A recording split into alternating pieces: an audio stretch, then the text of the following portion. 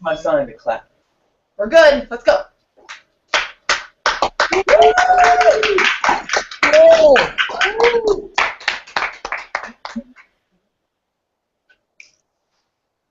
Super Soul play the referendum. So many asking what you think, but not too many ever asking what you feeling.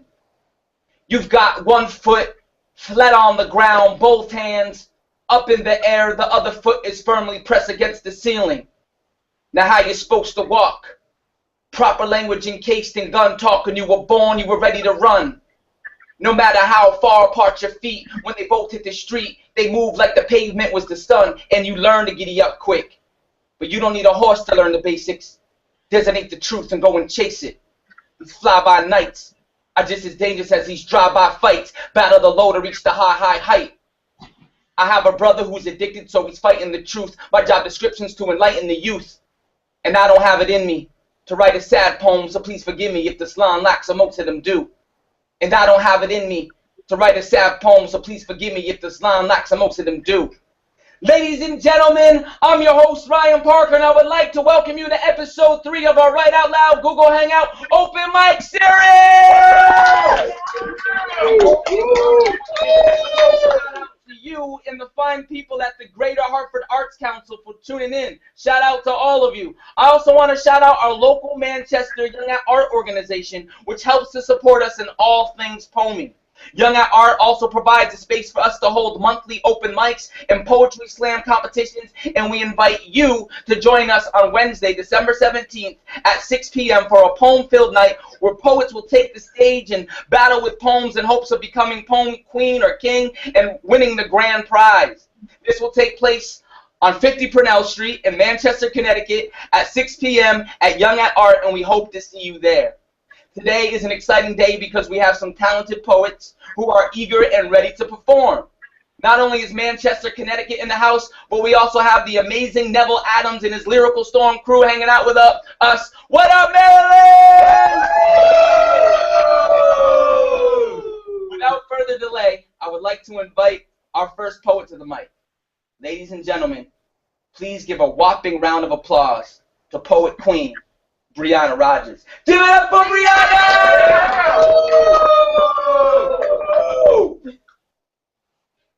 Daddy's girl. The look, where ripened tendons curve upward, yellow eyes around dark irises glassing over with wetness, nostrils flare with pressure from metal frames sitting, resting for years to come. A plain emotion felt at its maximum.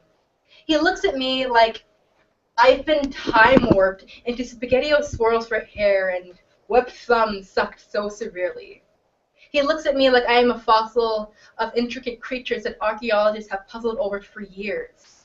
Like I'm a street sweeper, a janitor, cleaning up fallen pieces, collecting them only to throw it all away. I am president and he a loyal citizen. Like he has just discovered that I am round despite telling him that he could fall if he got close enough to the edge. He looked at me one last time, Led Zeppelin's Ramble On blaring, his fingertips tapping the steering wheel, bass line shimmying out. He didn't see me look at him drive around the corner, back to life. And suddenly I was time-warped back into SpaghettiOs swirls for hair, and webbed thumbs sucked so severely. I cried oceans and seas that we would park on docks and look out into. I cried rivers and the back roads where he and Rich would find and hunt in. I cried tears that only Daddy's little girl could cry.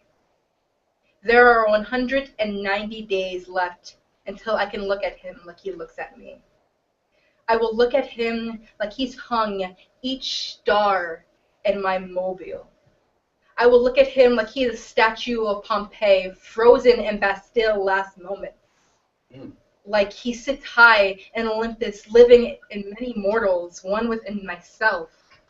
So I will count, draw lines on tallies on calendars with my tears as ink, because those will never dry, as long as his looks aren't there, and the world around me is flat.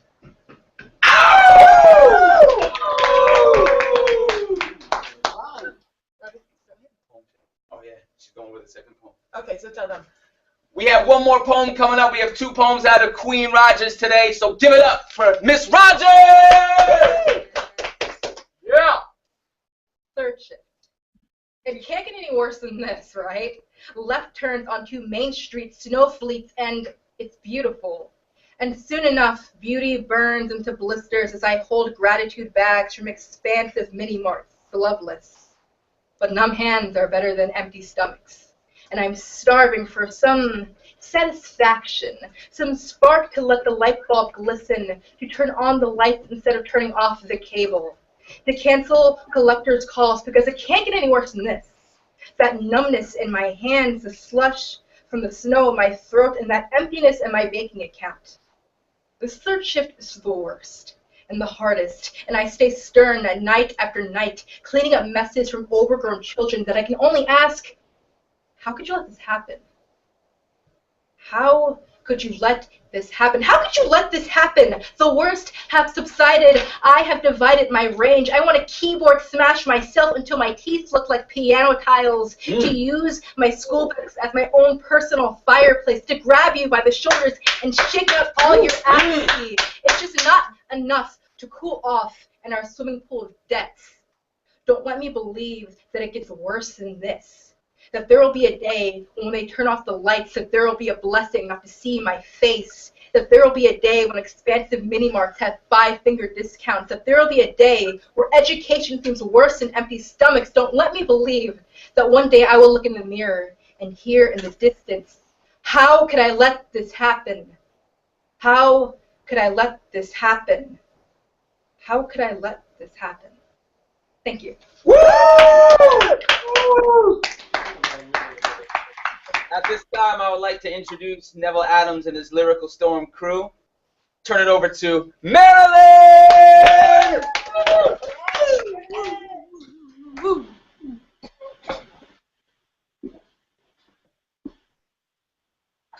He wore a Burberry tie with a toothless grin, couldn't truly show the real shape he was in. J.Crew blouse during the day and the evening, red stilettos. Things they both thought they had to do. Boy, chance to part together. Work one job, leave, and go to another institution. No time for life, no time to create a solution. Keep us occupied, knowing you can't plan revolution. It's no way to evolve, it's an eerie evolution.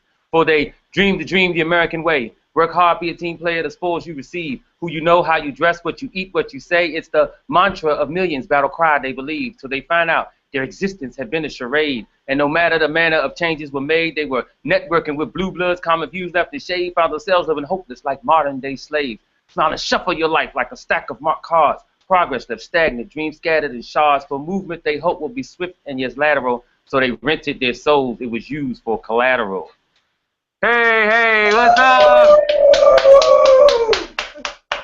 All right, coming to the stage. First we have Daniel.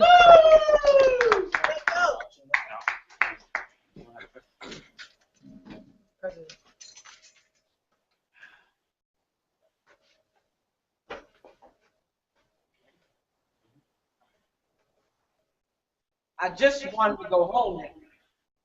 Wanted to see the smiles on my parents' faces, not the despair in their eyes that you caused when you let loose that trigger. When you thought you saw a suspicious figure in the night. And if you're still wondering why I ran when I saw those flashing lights, it's because those colors, red and blue, have started to mean less about protecting us and more about serving you. There was no sincerity in your eyes when you said that you couldn't hear me, because I know I shouted it out like a prayer, but I guess it can never be answered. Even though you are not God, you had no reason to decide whether I live or I die, but I guess your ears go mute to the sound that me, Mike, Trayvon, and all my other brothers made. And please don't forget about Emmett Till, because his death is still real. So if you feel that you want to go out and catch another thrill by killing another black boy, adding him to this never-ending cycle, please listen to what he has to say, and I promise you, it'll be the same thing we all said. Please, leave me alone. Please, I'm innocent. Please, don't shoot. Thank you.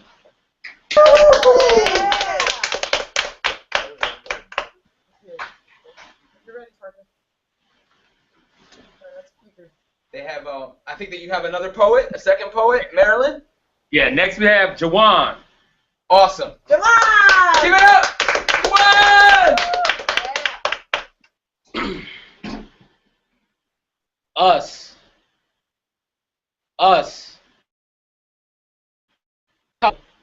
will always be forced to live life on the edge.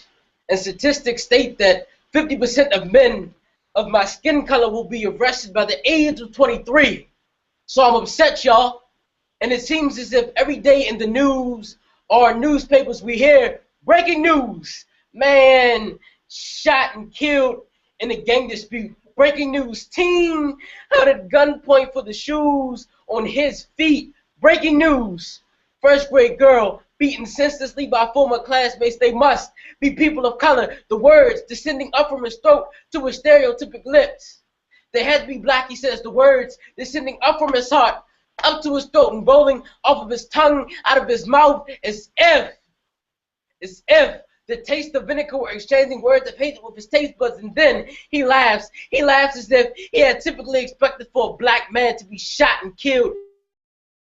And as if he had typically expected for a black finger to reside in front of the trigger of the black gun used to swap that black team for his shoes. As if he had typically expected for a young black girl to be beaten by young black boys. How dare you? How dare you? How dare you have the audacity to? But then I realized that it was our whole black community as a whole who were permanently storing black faces with yellow caution tape and violence in their heads. And I say our whole black community because there's no I in team. And yes, I know that we are not a team, but one big, happy, proud to be black family that worked as a team as one when Dr. King led the march in Washington. We worked as a team as one when we boycotted the Montgomery buses, and we showed pride at the 1968 Olympics when Tommy Smith and John Carlos held clenched fists like this, symbolizing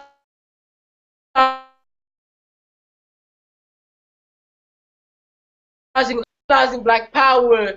Now, we fast forward 46 years later into 2013 and 2014, and we hear and see things such as statistics that state that 70% of shooting suspects in the first half of 2013 were black. Such things as young black men more than 14 times more than young white men, and such statistics that state that we scored 66.8% in our high school assessment, less than our white counterparts in 2013. This is our wake-up call. It's time to wake up. Let's show them that we are more than numbers placed on spreadsheets. Let's show them that we aren't willing to let them contradict our lives. Let's show them that we will continue doing positive things and eliminate all of the negative things permanently. I don't know if follow that. It was so good. Get up there, Parker. Awesome. Maryland's in the house. Woo! Ladies and gentlemen, up next, I'd like to introduce a very special poet by the name of Power Dave Walker. Woo!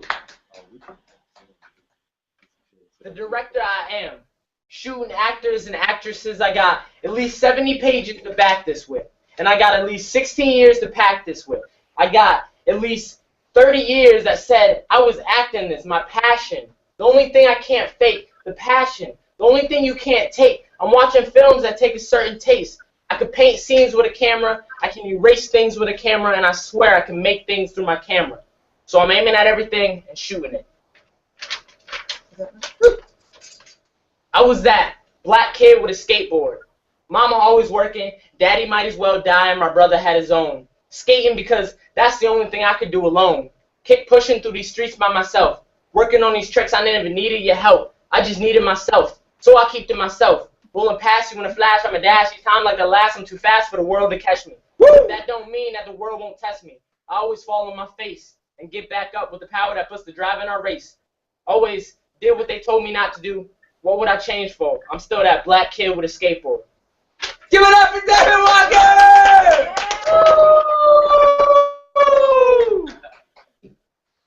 Awesome. I love it. I love it. Love you, Maryland. I just wanna take a moment like last time to be able to have the poets kind of communicate back and forth. No, keep going. And to go ahead and allow them to introduce themselves. And I have one question that I posed as well. Last time we talked about favorite cereal. this time I kind of threw out a different question, and you'll kind of get a hint. So the first question is really, you know, how long have you been writing poetry? Like, first introduce yourselves, tell them who you are. How long have you been writing poetry? And then if you had to pick one theme song that represents you as a whole, what would that theme song be? So those are the questions for today in the Hangout. So I'm going to turn it over to Brianna Rogers to go ahead and talk to the crowd. Yeah, Brianna. Brianna! Hello, I'm Brianna.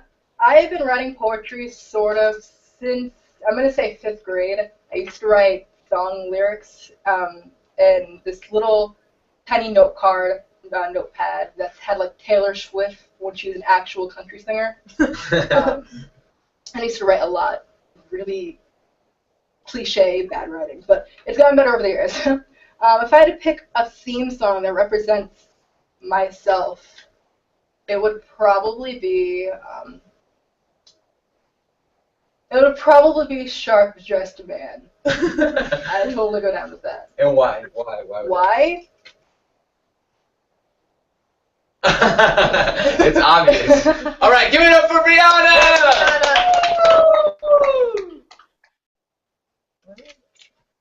And at this time, I'd like to invite someone from Maryland to go ahead and introduce themselves and then to tell us how long you've been writing poetry, and then what would your theme song be? Hi, I'm Daniel, and I've been writing for about a couple months now, you know.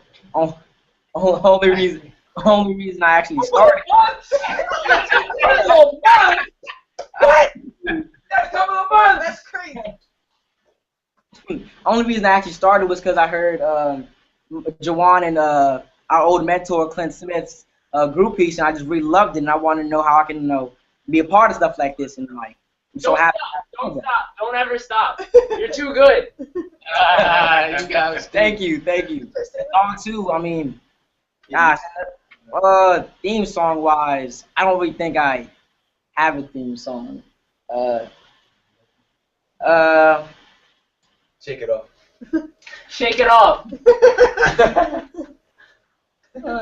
Isn't that Taylor Swift? Taylor Swift? Yeah. Yeah, shake it off. That's gonna be your theme song. I guess that's my theme song. Love it.